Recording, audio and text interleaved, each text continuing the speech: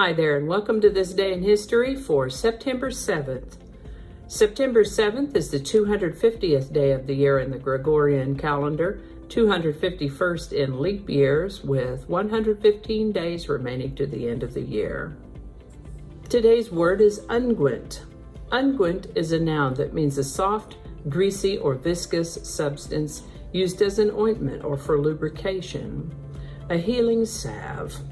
An unguent, though it may be sticky, is handy to help protect and heal a sore. The word unguent comes to us from Middle English, Anglo-French before that, and ultimately from Latin. First known use of the word unguent is the 1400s.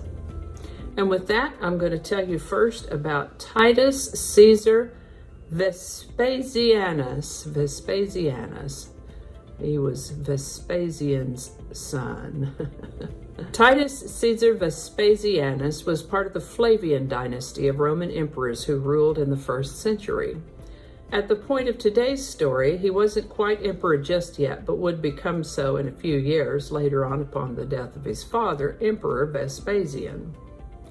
But at the time of today's story, on September 7th in the year 70, Titus was serving as a prefect of the Praetorian Guard, and it was on this day, September 7th in the year 70, that a Roman army under Titus occupied and plundered Jerusalem. This is the birthday of Elizabeth I, Queen of England and Ireland, born September 7th, 1533. Daughter of Henry VIII and Anne Boleyn, she was part of the House of Tudor. Her reign is known as the Elizabethan era.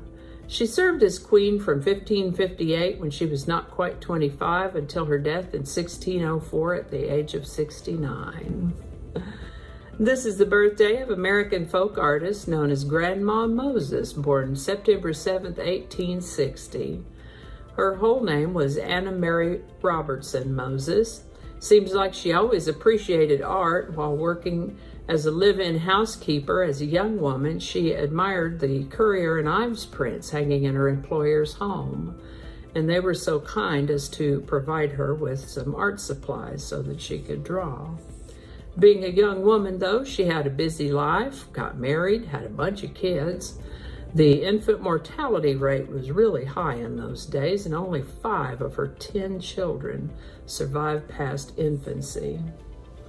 So her life was pretty busy, but she was a creative woman. She would do crafty things around the home. If she were alive today, she might have a YouTube channel and show people how to do creative things. She would, for instance, make embroidered pictures with colored yarn. She actually did that until arthritis made it too painful for her to do embroidery. When she was 76, her sister suggested that maybe painting would be easier for her to do, and her painting career took off. Once she started painting, oh baby, she was prolific. She made more than 1,500 paintings in the last 3 decades of her life. Her style might be considered primitive or naive, but she did an amazing job of depicting complicated compositions and scenes. I like her use of color too, fresh, clean. Initially, she would sell her pictures for $3 to $5, which sounds really, really cheap, but when you put that in the inflation calculator, it comes out to approximately $50 to $100 in today's money. Grandma Moses. An art collector discovered her work, and then her acclaim began to grow. We could go on for days about Grandma Moses, but we do need to move along here, so I'll just finish up by telling you that she lived to the age of 101. What a gal, Grandma Moses. September 7th, 1876, Jesse James and his James Younger outlaw gang attempted to rob the First National Bank of Northfield in Northfield, Minnesota. The citizens weren't having it, though. They all armed themselves. They went and got their guns, and by golly, they stopped that robbery.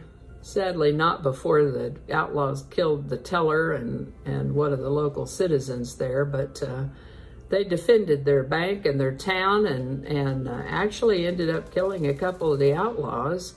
And bless their hearts, the city of Northfield celebrates the defeat of Jesse James with several days of events every year.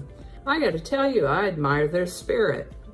The first Miss America pageant was held in Atlantic City, New Jersey on September 7th, 1921. The International Criminal Police Organization, better known as Interpol, was formed on September 7th, 1923. Nikita Khrushchev was elected first Secretary of the Communist Party of the Soviet Union on September 7th, 1953. The Pro Football Hall of Fame opened in Canton, Ohio on September 7th, 1963. Today's song is You Are Not Alone by Michael Jackson, number 1, September 7th, 1995. The song was recorded in November of 1994 and released in August of 1995, appeared on Michael Jackson's 9th studio album, and was his 13th and final number 1 U.S. single during his lifetime. You Are Not Alone was written by Robert Kelly, professionally known as R. Kelly, and an interesting point about this song is that a couple of Belgian songwriting brothers had written a song called If We Can Start All Over, the tune of which sounds similar to the tune of this one. You might not have heard of If We Can Start All Over, or even heard of it, because it's never been commercially released, and as far as I know, is only available as sheet music. But when You Are Not Alone came out, the authors of If We Can Start All Over noticed a remarkable similarity and initiated a claim of plagiarism. This claim was dismissed at first, but the authors appealed that dismissal because R. Kelly wrote You Are Not Alone almost 2 years after they had written If We Can Start All Over. The Belgian courts agreed then, and the country of Belgium maintains a strict ban on all radio and television broadcasts of the You Are Not Alone song and music video in Belgium because of this plagiarism claim. Goodness, the things one learns doing this kind of research. You're Not Alone by Michael Jackson, number 1, September 7th, 1995. And since we are recording from and based in the United States and not Belgium, I have placed a link in the description to You Are Not Alone by Michael Jackson. And I think that's going to do it for us today. Thank you so much for watching. Consider subscribing if you haven't already. Feel free to share this video with the link in your email, messaging, or social media. If you enjoy this series, you can check out the playlist that contains these videos. I'll put a link to that in the description. That description lives on YouTube, so for other platforms, I'll include a link to my blog page that is called No Really. You can also find me on Rumble, Parler, BitChute, and Getter. All those links in that description. Alrighty, that's all I can think of right now. Thanks again, and I'll see you next time.